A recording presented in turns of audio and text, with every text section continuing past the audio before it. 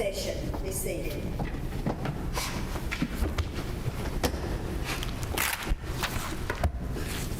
Good afternoon. We want to welcome you to the Tennessee Court of Appeals. I would assume that the appellant has already reserved their time for rebuttal, if any. We have not yet. We'll reserve 2 minutes for rebuttal. 2 minutes for rebuttal. Are there any preliminary matters we need to consider? No, Your Honor. Thank you. Will you please call this first case, please? Bolling versus Spireon, Inc.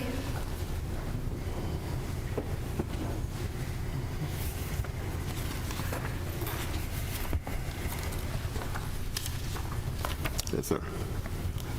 Good morning, Your Honors.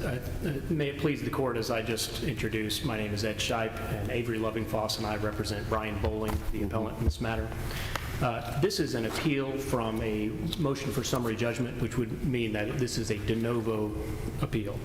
And the appeal is about a legal principle that was made crystal clear very recently by the Tennessee Supreme Court in Individual Healthcare Specialists versus Blue Cross Blue Shield. That's from January 2019.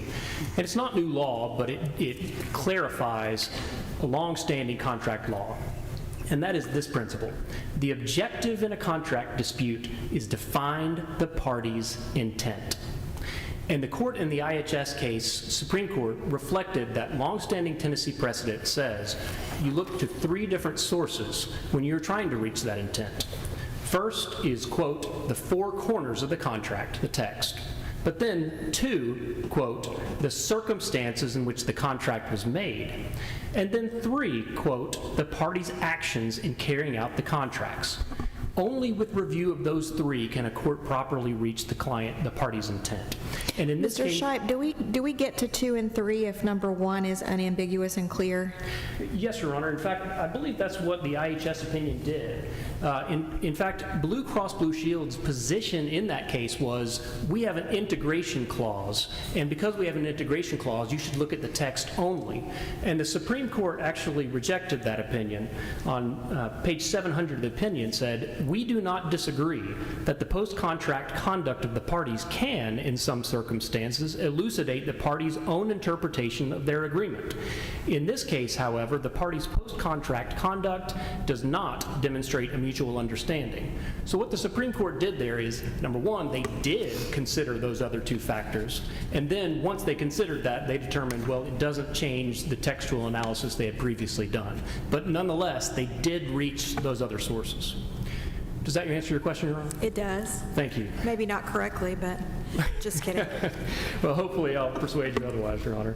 Now, I'll explore this a little more in depth, but the short version of this dispute is that Spireon sold the company and then refused to pay my client, the company founder, and the former CEO, what he claims he was owed.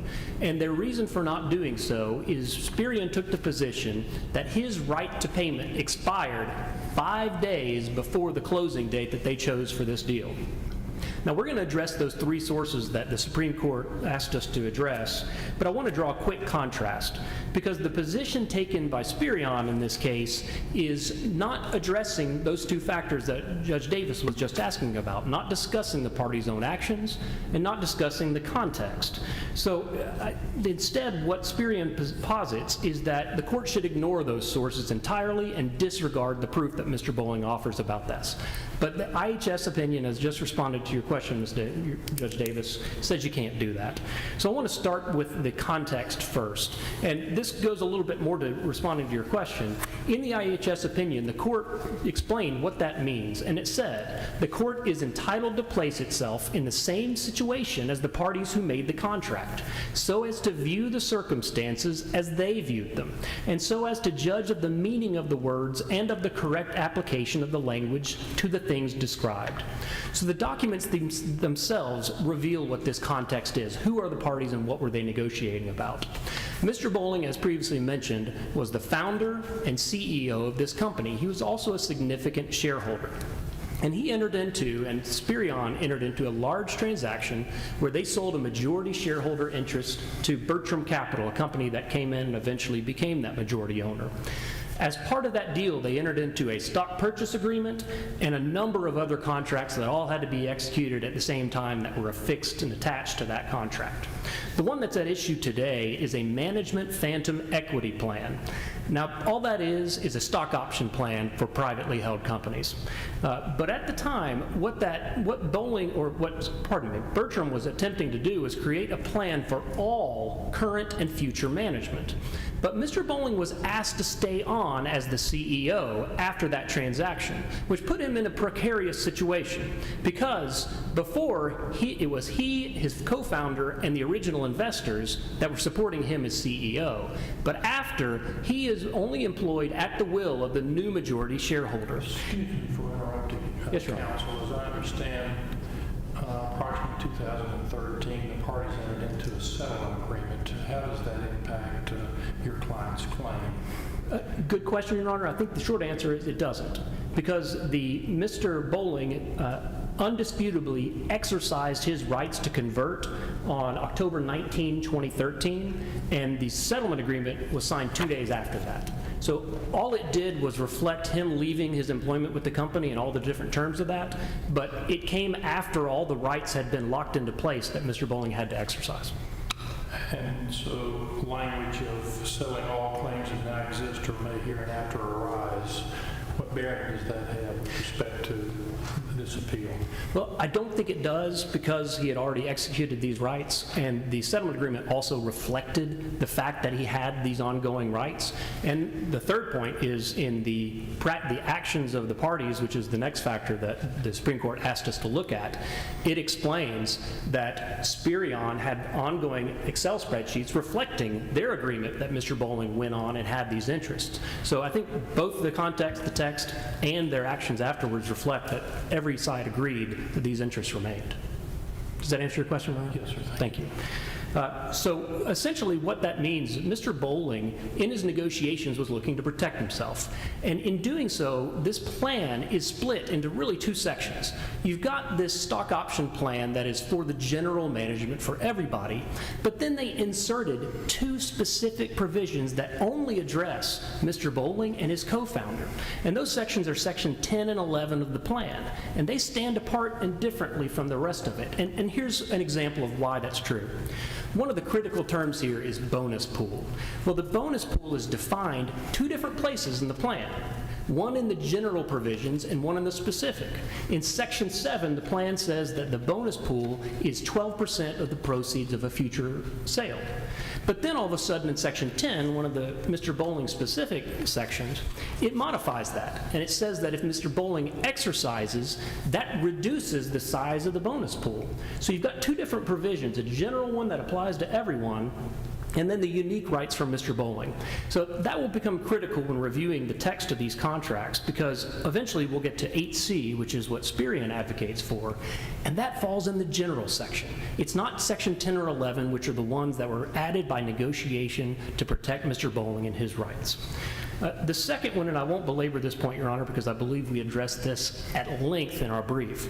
The second source that IHS asked us to look for is the parties' actions in carrying out the contract.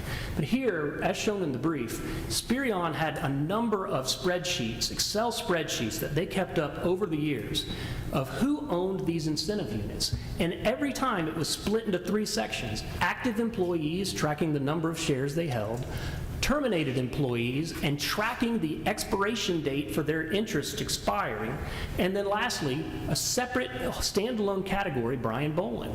And even though they updated this chart year after year and produced it to us, they would change who held the interest based on terminated shares and remove people whose interest became terminated, but they never added an expiration date to Mr. Bolling's interest, signaling that they treated this interest as non-expiring in the same way that Mr. Bolling interprets it. And that's critical. I guess the question is, though, I mean, if that was the intent of the parties, why would that language, the non-expiring language, not be included in their agreement? Because your opponent's argument is you're trying to insert new language into the agreement that's not there, and you're trying to do that by using course of conduct evidence or post-contractual evidence to put something in there that's not there, which goes beyond the scope of IHS. Well, and I think the response to that is it starts from a presumption that 8C applies at all, and we do not agree with that presumption. Our position is that Section 10 and 11, once they take effect, then they have certain effects on his rights that take it out of the general language. So Section 8 doesn't apply anymore. Section 9, all the other sections, once he exercises his special rights under 10 and 11. And I think the text bears that out, Your Honor, because if you look at Section 8 itself, and this is getting into kind of the third function a little bit of the text, and I think the text as a universal whole is important to consider, because as Maggart versus Albany Realtors said in the Tennessee Supreme Court opinion about textual interpretation, you have to look at the entire contract. You can't just look at clauses in isolation like Spireon would like us to do. You can't just look at 8C. So what do we learn then from the text itself? Well, Section 10, the special one for Mr. Bolling, says that he has to, quote, surrender and convert his shares, his incentive units. So that means he no longer has the incentive units, which are the only reflection of having an interest in that plan. Section 10 also says, as we kind of talked about earlier explaining this general versus specific, Section 10 also says that if Mr. Bolling exercises, then, quote, the percentage used to compute the bonus pool in Section 7 will be reduced in the event of a surrender. And then to eliminate any doubt about that, it actually gives a hypothetical mathematical calculation so you can do that calculation. So at that point, and based upon those special rights, Mr. Bolling no longer has incentive units. He surrendered them. Mr. Bolling no longer has an interest in the bonus pool because his interest was carved out of there when they redefined the bonus pool. So let's look at Section 8, which is what their focus is on textually, and I think that's a critical place that we have to look here, because what else does Section 8 do? Section 8A, let's see what it says. It says the bonus pool will be distributed as follows. Well, we just established Mr. Bolling doesn't have an interest in the bonus pool. So that provision does not apply to Mr. Bolling. So let's look to Section 8B. Section 8B deals with vesting of restricted shares during an IPO. Well, if you go back to Section 10 again, it says Mr. Bolling is only allowed to exercise his rights for vested incentive units. So again, Section 8B doesn't apply to Mr. Bolling either. So A and B of Section 8, the provision they want you to look at in isolation, don't deal with Mr. Bolling at all. So now let's reach 8C and see what it says, because that's the solitary focus of Spireon in their argument. They argue that that somehow applies to Mr. Bolling despite 8A and 8B not doing so. Two arguments about that. One, the placement of 8C is telling. And I note that in their briefs, the language of 8C tended to be quoted not with any reference of C or 8 in them or in the context of them, which is how we tried to present it to this court. Because the placement of 8C under 8A and B is telling. In statutes and contracts, you see that time and time again of the primary provisions are first, and then the later provisions modify what comes before that. So the placement of 8C under the inapplicable 8A and B is telling here. The text reflects that as well, because the text says, quote, notwithstanding anything to the contrary herein. And then it goes on to talk about the expiration. So what does that herein mean? And does that placement of 8C give us some insight into that? We believe it does. That is saying, notwithstanding the 8A and B, which don't apply to Mr. Bolling, these can expire. So we do not believe 8C shows it expires. One final point, if I can make it, and I know I'm in wrap-up time. May I finish this last point, please? Go ahead. Thank you, sir. One fundamental problem with the theory of Spireon is that their theory requires that the interest of Mr. Bolling expire and then somehow it get added back into the bonus pool. But there's nothing in the plan that says that that can happen. And as we've just discussed, Section 10 does say if Mr. Bolling exercises, you have to carve out his portion from Section 7, the bonus pool. But if you look at the amended charter, which was executed at the same time as the management plan and the stock purchase agreement, and which are both referenced, by the way, in this plan, it prohibits increasing the bonus pool. So Spirion's position here is they would like to do something that Section 8.5G4 of the amended charter prohibits without an affirmative 75% shareholder vote. So, and thank you for letting me go a little bit long, Your Honor. We believe that the text, context, and the actions of the parties are compelling proof of what the parties intended with this contract. Thank you. Thank you.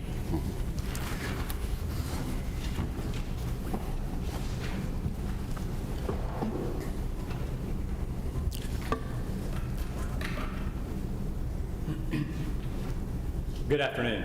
Taylor Williams on behalf of Payne, Tarwater, and Vickers on behalf of Appellee Spireon Inc. I'm here with Lindsay Collins.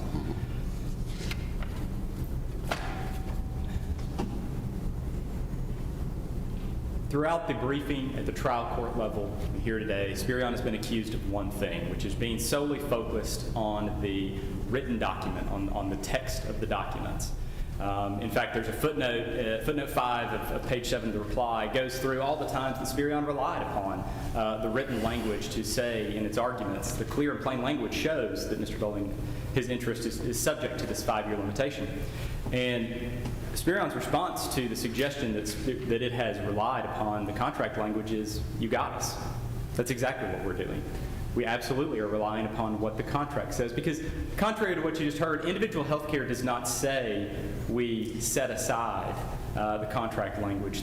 Throughout the briefing, there's this suggestion that strict textualism is a 4-letter word of contract interpretation. How dare you look at strict textualism?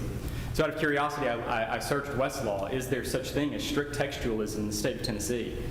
And the answer is no. No court has ever used the phrase, so far as Westlaw can tell me, strict textualism. That does not exist.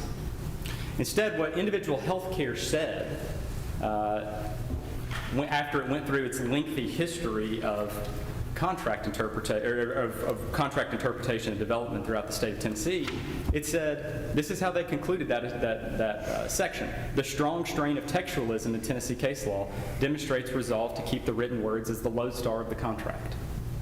The Tennessee courts are to give primacy to the contract terms, because the words are the most reliable indicator and the best evidence of the parties' agreement when the relations were harmonious. But most importantly, what individual health care said is that courts are not fallback mechanisms for parties that do not like the contract that they entered. Before I get farther into the merits, I do need to address one issue of waiver. At the trial court level, Mr. Bolling had quasi-contract tort claims as well as a component of his breach of contract related to the implied covenant of good faith and fair dealing. There was no argument, no legal authority or citations to the technical record in his opening brief with regard to any of those. So from Spirion's point of view, those have been waived before this court. That leaves us with the sole breach of contract claim.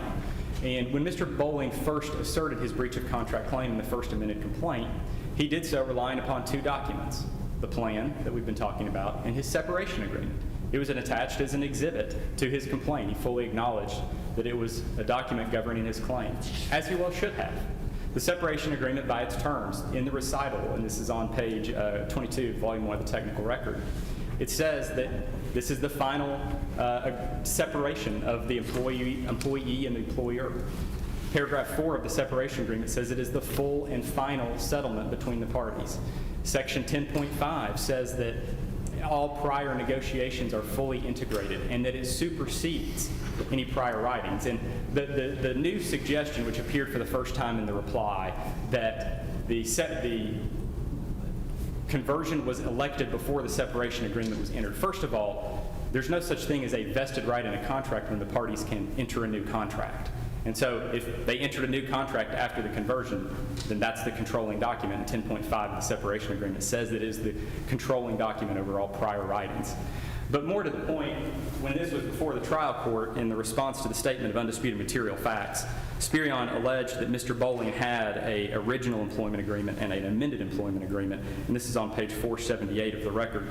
And Mr. Bolling admitted and acknowledged that the separation agreement superseded all prior written agreements between the parties. So the position in the reply that the separation agreement is irrelevant because the conversion occurred ahead of time is a brand new argument in the reply that did not exist at the trial court level. But more to the point, the separation agreement by its terms by the express terms, very clearly says that it controls. And it controls all of the rights to compensation, bonuses, and benefit plans for Mr. Bolling with regard to Spireon. And we know that because paragraph 2.3a says that his only rights are in the agreement and that he ceases to participate in the plans moving forward. Paragraph 2.3c says that he waives any other right to compensation bonuses that's not stated in his separation agreement. But most importantly, for purposes of today, paragraph 2.3b states that it restates the final statement of his conversion right. And there was a lot of talk about he's different from the bonus pool, he's outside the bonus pool, he's outside the plan, he had this unique right. Paragraph 2.3b of the separation agreement puts a pretty fine point in that. It says that his conversion changed from dilutable to non-dilutable, which nobody disputes, but then it said that his interest would be in the plan and that it would be a percentage of the bonus pool. So all this talk about, oh, the bonus pool doesn't apply to him, that's not in the document. Paragraph 2.3b very clearly says his interest would be a percentage of the bonus pool. And so when we turn to section 8c of the plan, and before we get to 8c, section 11 of the plan, and this is on page 16 of the record, describes Mr. Bolling's non-dilutable conversion right. The title of the section calls it a non-dilutable conversion right. That conversion right did exactly one thing. It made a dilutable interest non-dilutable. Again, that is not an issue. Had the parties wanted that to say non-dilutable and non-expiring, then certainly they could have said that. Sections 6F and 6G of the plan have specific carve-outs for Mr. Bolling. They say this applies except for Mr. Bolling. Section 11 addresses Mr. Bolling. It would have been a perfect opportunity to say 8C doesn't apply to Mr. Bolling, or his shares become non-expiring. And Mr. Bolling even goes so far as to suggest that his conversion gave him rights akin to common stock. Certainly that may be what he believes. But Section 14 of the plan says that no participant and no right to a distribution under the plan gives any rights that are akin to common stock or the shareholder of common stock.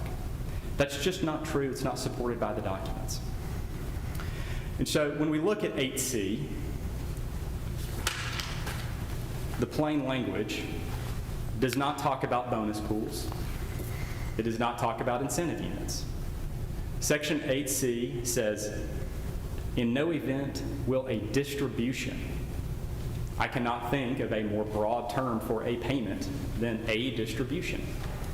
And then it says, a distribution upon a liquidity event be made to any participant. Again, I don't know how that could be more broad. It does not say any participant with the exception of Mr. Bolling. It doesn't say a distribution except for those people who have non-dilutable interest. It doesn't say any of that. It says a distribution to any participant. In the heading of Section 8, it was suggested that this only applies to the worker bees, not Mr. Bolling, the founder of the company. It's just distributions. It doesn't say distributions to everybody but Mr. Bolling. It just says distributions. And so 8C by its plain terms provides that no distribution will be made to a participant, and that's Mr. Bolling. And there's no dispute factually that his interest expired on that his termination was effective October 1st, 2013, and that this merger closed on October 5th, 2018, 5 years and 5 days later. And even in the reply, Mr. Bolling concedes that if 8C applies to him, then his interest did expire. And so if Mr. Bolling wanted, the ways that he attempts to get around it is by saying, I've got these declarations. He admits they're parole evidence because they are parole evidence. I've got these declarations because the provision is ambiguous. And the main linchpin of that argument is the word herein. I highly doubt this court's ready to say that every contract that contains the word herein is immediately ambiguous. That seems like it would be a dangerous proposition. But we have to look at how the word herein is actually used. The cases that were cited use the word herein where it states the rule, here's the rule, except as otherwise provided herein. And so the question is, do we look just in that section? Do we look in the whole contract? Where are these exceptions? The herein provision in this case, in Section 8C, does the exact opposite. It says, notwithstanding anything else contained herein, and I may be paraphrasing it, notwithstanding anything to the contrary herein. is what it says. That removes the chance of ambiguity. That says there cannot be any other provisions. So there's no ambiguity, there can be no parole evidence. Individual health care made that clear. Mr. Bolling's next effort is to use the extrinsic evidence to suggest that 8C doesn't apply to him. As I mentioned, the first thing is to say that he had interest of common stock. That's not supported by the documents. The other thing is to create this micro-macro separation. That is not supported by the documents. There's no provision that says after conversion, only certain provisions apply to Mr. Bolling. The final thing he attempts to do is to suggest that these spreadsheets somehow indicate Spirion's clear understanding, its interpretation of the document. The spreadsheets contain blanks. A blank is a blank. It's not an affirmative statement of understanding. In fact, there were notes to those spreadsheets where they did include things like vesting and expiration. Mr. Bolling's note doesn't say non-expiring. If we were to look for an affirmative statement, an affirmative assertion by Spireon that it was non-expiring, it would have said so. It doesn't. It just says fixed, or as you might call it, non-dilutable, which is exactly what the contract says.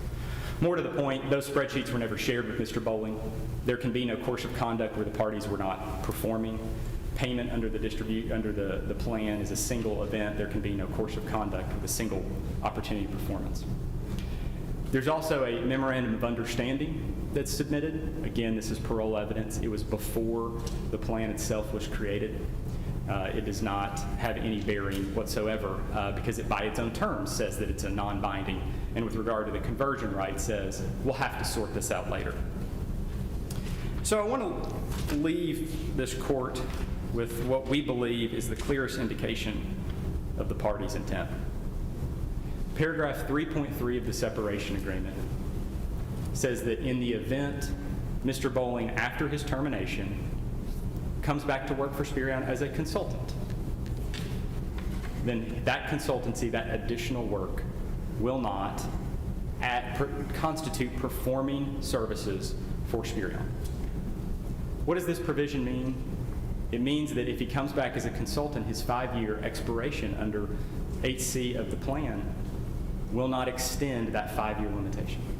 As the trial court correctly asked, why would you need paragraph 3.3 of the separation agreement to say we are not extending your 5-year limitation if you're a consultant, if the 5-year limitation wasn't in effect? If Mr. Bolling didn't have a 5-year clock, then why would we even need 3.3?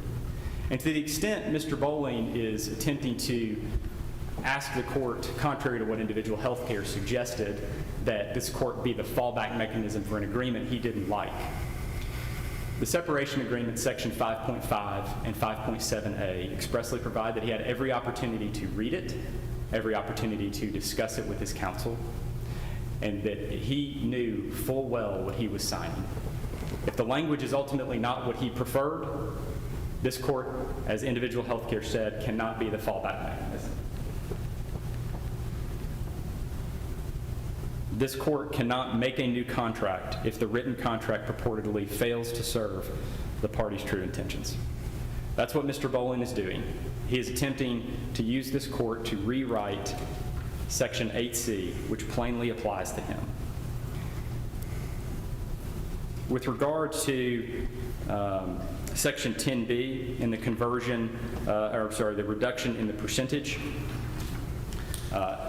Mr. Bolling is attempting to create confusion out of the fact that what happens after his shares expired with the question of whether his shares expired. Whether his shares expired, which is an actual issue before this court, is not, there's no question about that. 8C very clearly says his shares expired. He attempts to say, oh, well, we don't know from the document what happens afterwards.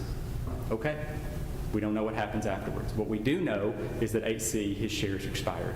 And pursuant to Section 3A of the plan, the committee was fully entitled to administer the plan as it saw fit, and its conduct or its decisions were fully binding on all participants. So to the extent they needed to do something after his shares expired, they had full authority to, and that was in the document.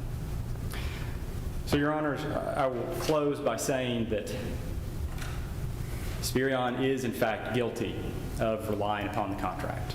and reading the contract as it is written and saying to this court, as to the trial court, that the contract is clear, it is unambiguous, there's no need to turn to extrinsic evidence or parole evidence for the purpose of changing or modifying the documents, which is what Individual Healthcare told us in 2019. You cannot, regardless of the form of extrinsic evidence, modify the agreements, change the agreements. And so we ask this court uphold the trial court's grant of summary judgment in favor of Spireon, dismissing all of Mr. Bolling's claims. Thank you. Thank you, sir. Your rebuttal. Thank you, Your Honors. Spirion's argument is the precise argument that Blue Cross Blue Shield made before the Tennessee Supreme Court, and which was rejected. They argued that contracts that include an integration clause, this court should require trial courts to interpret contracts based on their written language only without resort to extrinsic evidence. They lost at the Tennessee Supreme Court. And the arguments that Spireon is making are the same ones that any strict textualist would make. Well, if you go anywhere other than the text, then you're trying to rewrite this contract, and they should have thought harder about it. IHS said, and here's the quote that Mr. Williams couldn't find, quote, Tennessee cases have also eschewed an extreme textual approach. Instead, they reflect balance. So the Tennessee Supreme Court has reflected these three sources. You have to look to those sources. And once you do, you find compelling proof. In fact, the parties' actions in interpreting the contract, as the Supreme Court asked us to look to, said that gets, quote, great if not controlling influence. And that's a quote from that case all the way back from 1919. The Hamlin County versus City of Morristown case, which Judge Frierson is from your area of the country, said specifically that if the party's actions express that they believe it is a certain way, then that's the party that the interpretation that should be adopted. So this is long-standing interpretation principles of Tennessee law, and Spireon would like to revert to an extreme textualist position. Mr. Shipe, let me ask you about that section 3.3 of the separation agreement that basically says if he comes back to work for us, this is not to be considered performing services. What would be the point of that if not to address the inapplicability of 8C? Sure. Our position is not that 8C never applies to Mr. Bolling. The position that we're taking is that if Mr. Bolling continued without exercising his special rights, he, just like any other employee, is subject to that expiration if he continues to hold these incentive units. But that's when the import of his special rights come in. And all that separation agreement did was reflect the contractual agreements that they had already entered into. It's not even in time correct, because as I explained earlier, it actually falls 2 days after Mr. Bolling exercised those rights, and yet it still reflects that he has a conversion right and things like that that really don't apply anymore. So all we're doing there is just reflecting, here's the right that you previously got. But that's what it goes back to, is the plan document itself. Mr. Bolling had these special rights, he exercised them, and what is the effect of that? No incentive units, no interest in the bonus pool whatsoever anymore. And then when you look at Section 8, as Spireon presented, and I know I'm a little bit over, so I'll wrap up right now. Section 8, the heading is distributions. And they say that's somehow determinative of this. But which one deals with Mr. Bolling's post-conversion distributions? 8A doesn't, because he doesn't have the bonus pool. 8B doesn't, because he only has vested shares. 8C is the expiration provision. Section 8 is silent entirely as to when Mr. Bolling and how Mr. Bolling will get paid. So if that's the case, how can the heading at the top of it and 8C buried under A and B apply to Mr. Bolling? Our position is that it does not, because he exercised those special CEO rights. Thank you, sir. Thank you, Your Honor. I want to thank both the attorneys for your presentation. Your case now has been submitted to the Tennessee Court of Appeals. You should receive our opinion within a reasonable period of time. There's nothing further. The attorneys may be excused as the court goes into recess. All rise. This court stands adjourned until Wednesday, May the 11th at 9:30 a.m.